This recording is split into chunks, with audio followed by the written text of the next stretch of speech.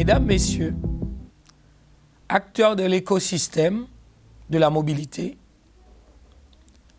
entreprise LOTI, entreprise VTC, chers chauffeurs LOTI ou VTC, chers adhérents, l'alternative mobilité transport AMT se joint à moi pour vous souhaiter une bonne et heureuse année 2018. Comme vous le savez, le 28 décembre dernier est rentrée en application la loi pour l'harmonisation et la régularisation du marché de transport de personnes, la loi Grand-Guillaume. Cette loi, Grand-Guillaume, a eu pour effet immédiat la suppression de 12 000 postes de chauffeurs sur 22 000 que comptait le marché. Prenons quelques minutes pour faire le point, le bilan des années passées de cette économie et surtout les perspectives à venir. Déjà, de quel marché on parle?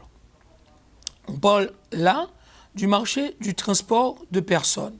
Cette économie a eu un nouvel élan à partir de 2013 avec l'arrivée sur le marché des sociétés de mise en relation comme Uber, suivies par d'autres sociétés françaises, chauffeurs privés, Allocab, le Cab pour ne citer que cela. Au travers de ces sociétés qui mettaient en relation un demandeur et un chauffeur, cette économie s'est développée. Plus largement, à partir de 2015-2016, en intégrant d'autres acteurs de l'écosystème, tels par exemple les loueurs de véhicules, les assureurs, les garagistes, les fournisseurs de matériel ou de vêtements, les fournisseurs d'équipements. Donc tout un écosystème a été créé autour de cette économie qui s'est développée.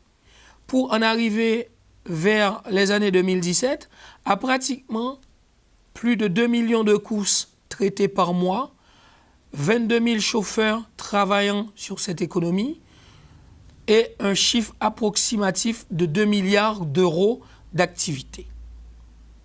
Évidemment, cette économie a bousculé l'ordre qui a été établi, disons-le directement, l'économie des taxis. Évidemment, parce que l'économie des taxis était basée sur la rareté par rapport à la demande et l'économie du VTC s'est développée sur l'offre adaptée par rapport à la demande. Donc, à partir de 2015-2016, nous avons eu différents mouvements de mobilisation des confrères taxis, comme de nous, et cela a abouti à cette loi Grand-Guillaume qui a pour objectif de réguler le marché.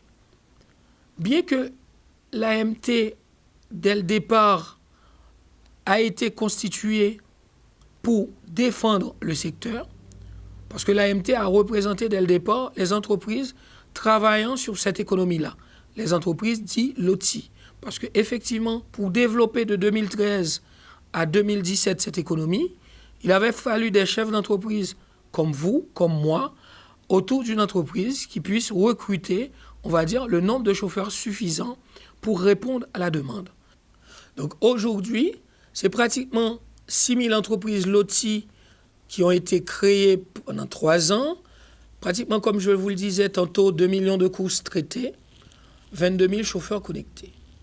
L'harmonisation du secteur, bien que l'AMT était contre au début, parce que nous avons demandé des gages de garantie, et je peux vous dire, les combats que nous avons faits tous ensemble, nous pouvons être fiers, parce que dès 2016, cette loi était censée rentrer en application sans période de transition.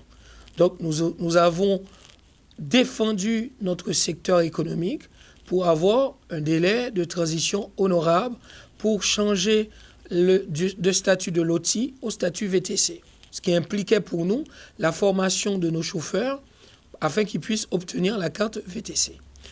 Aujourd'hui, donc, la loi est bien rentrée en application. Cette loi aura pour bénéfice d'institutionnaliser 2 statuts. Soit pour transporter des personnes, vous êtes chauffeur de taxi ou vous êtes chauffeur VTC. Donc, à partir de cette base nouvellement créée, il n'y aura plus de contestation.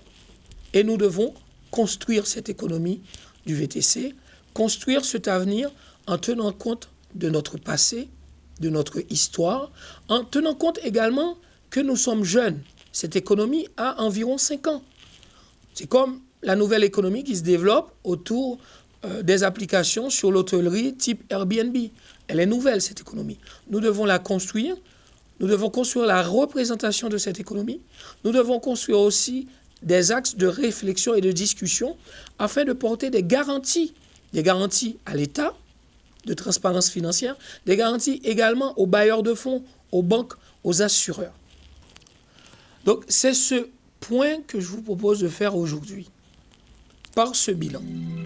Avant toute chose, j'aimerais prendre quelques minutes pour m'adresser au chef d'entreprise Loti.